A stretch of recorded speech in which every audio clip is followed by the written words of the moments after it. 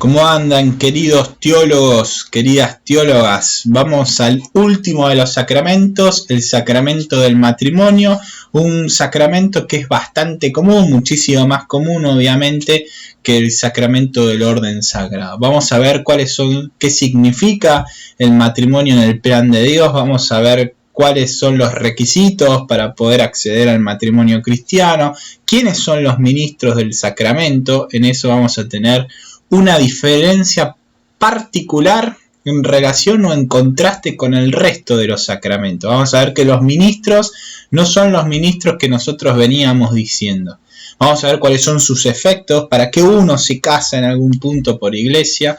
Vamos a ver también cuántas veces se puede recibir este sacramento y algunas otras cuestiones que van a ir surgiendo mientras vayamos charlando acerca del sacramento del matrimonio.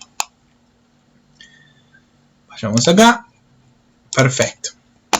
Primera pregunta que siempre vamos respondiendo en cada uno de los sacramentos. ¿Qué es el sacramento del matrimonio? ¿Qué significa su nombre? ¿No? Esta la vamos a hacer juntos, estas preguntas que solemos hacerlas por separado, porque no hay una definición concreta del nombre matrimonio en el Catecismo de la Iglesia Católica, ni tampoco en el Código de Derecho Canónico.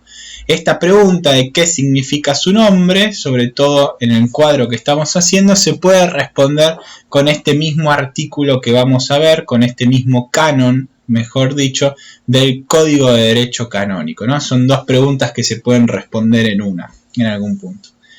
El primer inciso del canon 1055, es decir, el canon del Código de Derecho Canónico número 1055, parágrafo 1, nos dice lo siguiente: la alianza matrimonial por la que el varón y la mujer constituyen entre sí un consorcio de toda la vida, ordenado por su misma índole natural al bien de los cónyuges y a la generación y educación de la prole, fue elevada por Cristo Señor a la dignidad de sacramento entre bautizados.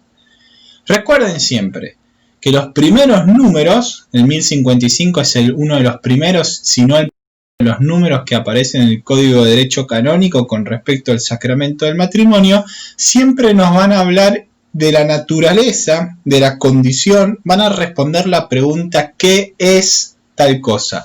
En este caso responden la pregunta ¿qué es el sacramento del matrimonio? Obviamente que condensan, en este número se condensa las principales categorías que vamos a ir explicando, categorías teológicas que vamos a ir explicando con el resto del video o de los próximos videos que vayamos haciendo.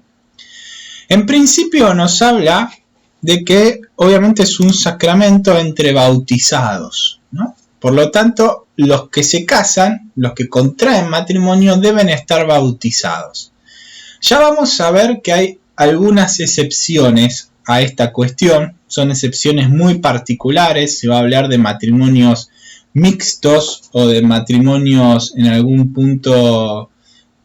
Vamos a ver la categoría específica, pero les adelanto que se puede casar, por ejemplo, un católico y una musulmán, o una musulmán y un católico, ¿no? Estos bautizados por ley natural, esa es la explicación real que está por detrás de por qué solamente para la Iglesia Católica se puede casar un varón y una mujer.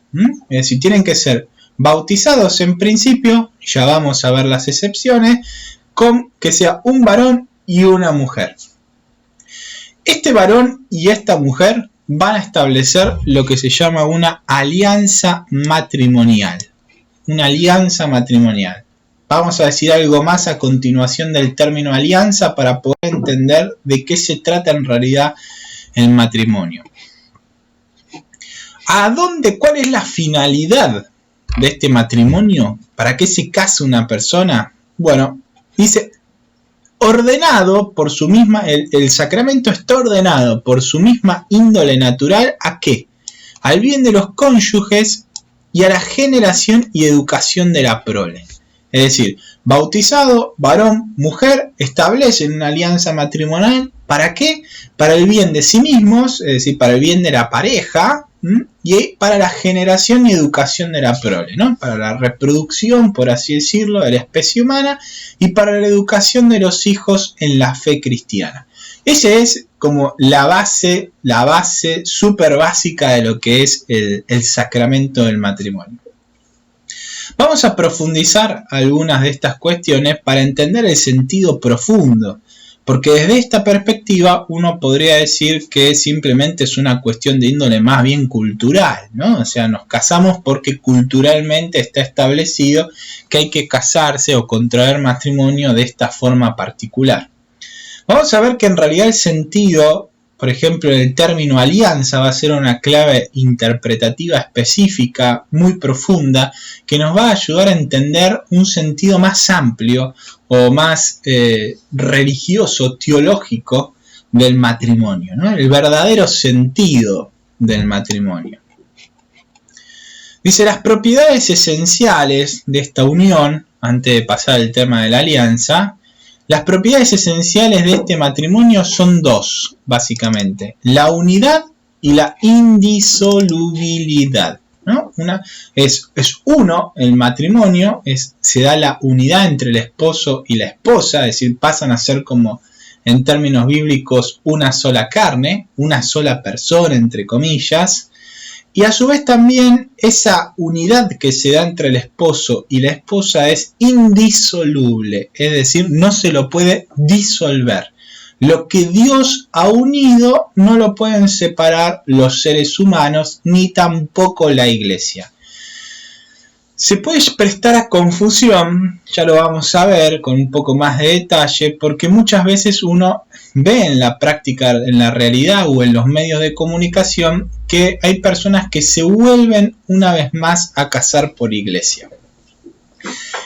Esto puede ser motivo de diferentes cuestiones. Puede ser motivo de una mala información de parte de los medios de comunicación o de la falta de conocimiento de quien se está casando o está recibiendo una bendición. Habrá que distinguir si es una bendición, por ejemplo, de anillos, que se da en una fiesta antes de empezar la fiesta, por así decirlo, de un matrimonio en segundas nupcias de alguno de los cónyuges, o si realmente es la celebración del sacramento del matrimonio. Una cosa es la celebración del sacramento, otra cosa, por ejemplo, es una bendición de anillos que hace algún ministro a los nuevos, a los que contraen, a los nuevos novios, por así decirlo, que buscan contraer matrimonio.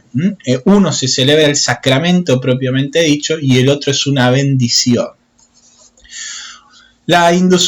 Otras cuestiones puede ser que la indisolubilidad, en realidad, uno ve en los medios de comunicación o en la práctica cotidiana que una persona se vuelve efectivamente a casar por iglesia. Entonces uno dice, ¿cómo puede ser que yo asistí al primer matrimonio por iglesia de esta persona y vuelvo a asistir a un segundo matrimonio de esta persona con otro o con otra?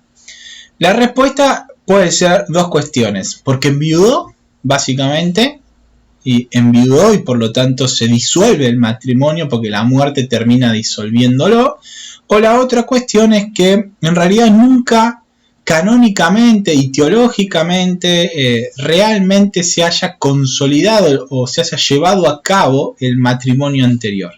A eso se le va a llamar nulidad matrimonial. No es que se disuelve el matrimonio, no es que la iglesia disuelve el matrimonio, sino que se declara nulo. Es decir, nunca sucedió. Por más que en sus aspectos haya sucedido el matrimonio, en la práctica nunca se llegaron a dar los elementos esenciales de un matrimonio para que ese matrimonio se diera. Por más que exteriormente hayamos celebrado el sacramento, hayamos hecho la fiesta, para la iglesia hay determinados sí que se da una persona a la otra, según las condiciones específicas que se dan, que en realidad no están expresando la verdadera esencia del matrimonio y por lo tanto no se está dando ese sacramento, no se está generando, no vienen los efectos de ese sacramento, no se celebra realmente el sacramento, por más que las formas exteriores nos muestren que sí. Matrimonio en el plan de Dios. Ahora sí, vamos a profundizar qué significa el matrimonio en el plan de Dios. Nos vamos a tener que agarrar de esta palabra alianza, que es la que yo les vengo diciendo que tiene como la clave interpretativa el sacramento. ¿Qué es una alianza? En el fondo, una alianza es un pacto, uno podría decir, entre dos personas o dos comunidades, dos pueblos, ¿no?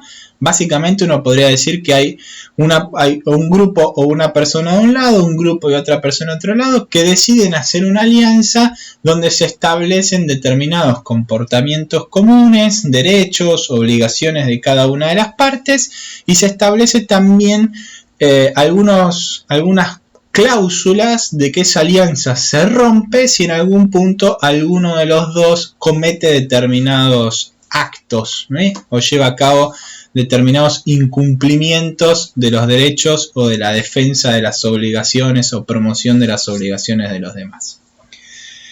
En ese sentido hay que entender la alianza bíblica de Dios con su pueblo. Pero obviamente que la alianza de Dios con su pueblo es distinta a las alianzas que nosotros como personas podemos hacer con otras o entre los pueblos humanos entre sí. La alianza de Dios con su pueblo es una alianza eterna. Dios nunca va a poner una cláusula que rompa desde su lado la alianza con su pueblo. Dios nunca se va a alejar de su pueblo. Y en esa figura de un Dios que quiere estar siempre con su pueblo, un Dios trascendente que anhela estar con ese pueblo que en algún punto Él eligió, por más que el pueblo lo termine odiando muchas veces, lo termine desconociendo, lo termine desconfiando de Él, Dios nunca rompe su alianza. En esa figura de esa alianza, de ese amor condicional de Dios por su pueblo, que es lo que termina moviendo a la alianza, el motor de la alianza es el amor de Dios por su pueblo. En esa figura hay que entender, en ese marco interpretativo, con esa clave interpretativa, hay que entender la alianza matrimonial, ¿no? Es decir, los esposos, la esposa y el esposo, deben ser entre sí mismos como Dios es con su pueblo. Es decir, están llamados a un amor incondicional por el otro, un amor gratuito por el otro, un amor que no se rompa bajo ningún punto de vista. Por eso es indisoluble el matrimonio una vez celebrado, ¿no? El matrimonio rato y consumado, como se le dice en la jerga del derecho canónico, es decir, que cumplió con todas las cosas necesarias para que sea un matrimonio per se, en sí mismo, consolidado, efectivo, está llamado a ser o a seguir los pasos de este Dios que Dios siguió con su pueblo. Es decir, ese amor incondicional, ese respeto, esa búsqueda de promoción, esa búsqueda de salvación del otro, esa donación, hasta incluso donar la propia vida de su hijo, y hasta el hijo hasta de donar su propia vida por la humanidad, ¿no? Hasta la posibilidad de que el esposo o la esposa done su vida por el otro. Es en ese contexto donde hay que entender la alianza matrimonial, ¿no? A la manera en que Dios ama a su pueblo de forma incondicional se deben amar los esposos entre sí, buscando cada uno desinteresadamente, gratuitamente, el bien del otro o de la otra. Obviamente que esa alianza no es la misma, o sea, una cosa es la alianza de Dios con su pueblo, Dios es Dios, no rompe nunca su alianza con su pueblo, pero nosotros somos seres humanos, estamos atravesados por las consecuencias del pecado, como lo venimos diciendo y lo desarrollamos en el sacramento de la reconciliación, y por lo tanto nuestras alianzas son alianzas humanas. Y cuando digo humanas, digo que son alianzas que pueden de alguna manera debilitarse, violentarse, romperse, distanciarse, ¿no? Es decir, uno puede poner palos en la rueda para que esa alianza alcance su plenitud. Es decir, alcance el modelo del amor de Dios por su pueblo. Por lo tanto, es necesario de alguna manera el sacramento. Para superar de alguna forma necesitamos la salvación, los efectos de la gracia para poder vivir en plenitud, en la mayor plenitud humana posible, la alianza matrimonial. Digo, parece una locura, en términos sobre todo contemporáneos o modernos, que una persona decida dedicar su vida enteramente a vivirla simplemente con una persona, ¿no? Y con esa persona desarrolle su vida, tenga su familia, cuide a sus hijos, los eduque, cuando ya los hijos tomen su propio camino, seguir fomentando el amor incondicional hasta el momento de la muerte de alguno de los cónyuges. Sobre todo en nuestro tiempo contemporáneo de la fluidez, donde todo va cambiando, el zapping, las páginas de internet, los WhatsApp, las historias de Instagram, nos muestra todo el tiempo que nuestro mundo es una fluidez, ¿no?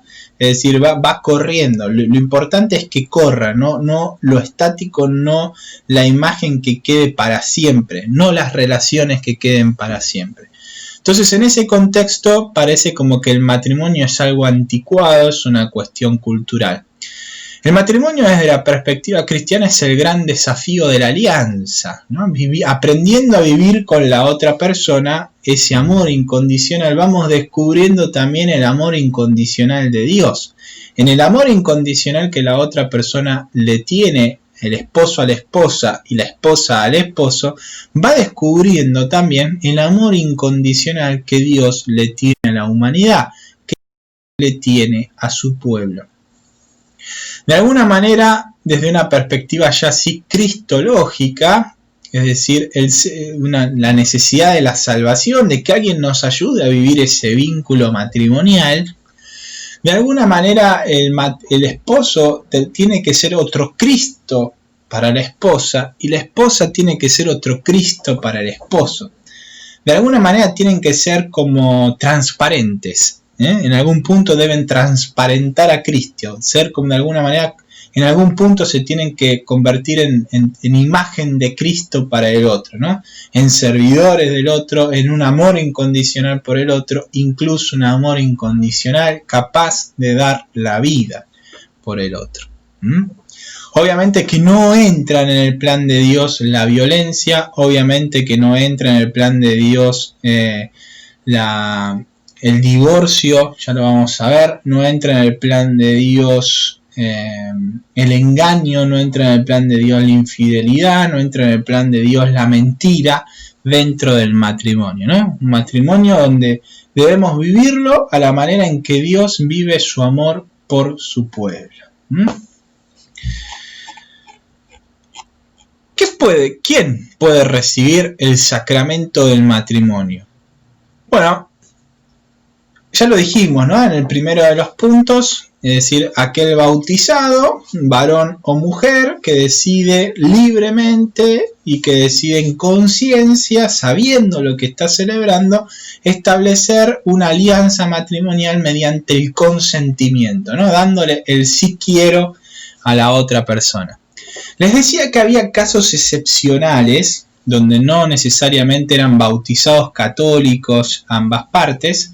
A esto se les va a llamar matrimonios mixtos y a los otros, a la otra categoría de excepción se le va a llamar matrimonio con disparidad de culto.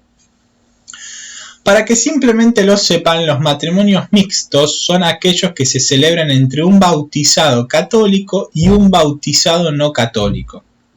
Ustedes saben que lo vimos cuando trabajamos el sacramento del bautismo, que los bautizados en realidad en la iglesia cristiana, la iglesia católica reconoce, por ejemplo, que celebró el mismo bautismo, el sacramento del bautismo lo considera válido, aquel que lo haya celebrado, por ejemplo, en una iglesia pentecostal, cristiana pentecostal, siempre y cuando se haya celebrado en el nombre del Padre, del Hijo y del Espíritu Santo y se haya utilizado agua común, agua pura, por así decirlo, y no otra sustancia para bautizar.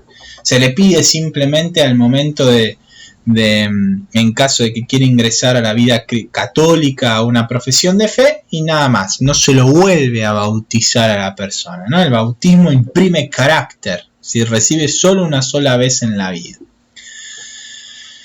Entonces están los matrimonios mixtos, por ejemplo, pensemos entre un católico y un metodista, entre una católica y un metodista, o entre un católico y una presbiteriana, no importa, son que celebran el bautismo con la fórmula trinitaria y con agua, por lo tanto es el mismo bautismo.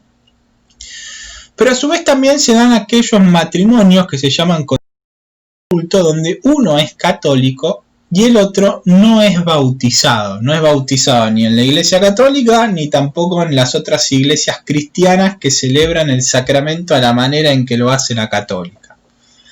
Es decir, por ejemplo, un cristiano y una musulmana, un musulmán y una cristiana, ¿no? Si no hice mal el juego de palabras.